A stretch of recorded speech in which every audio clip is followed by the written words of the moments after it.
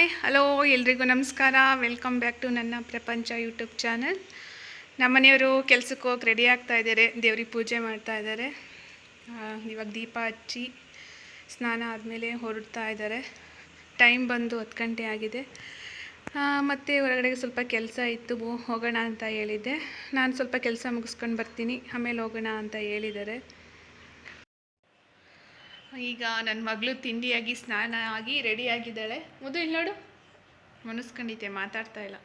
ಮಾತಾಡು, ಯಾಕೆ, ಏನಾಯ್ತು ಹೇಳು, ಏನಾಯಿತು?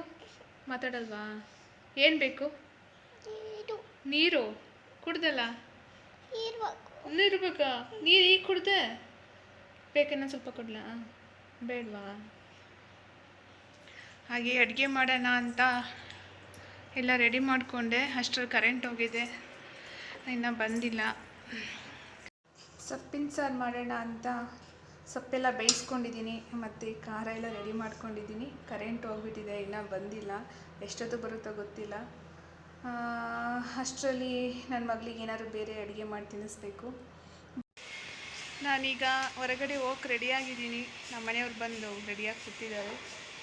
ನನ್ನ ಮಗಳು ಸ್ಲಿಪ್ಪರ್ ಹಾಕತ್ತಾ ಇದೆ. ಅದು ಹೋಯ್ತು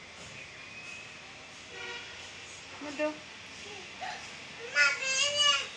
ಏನು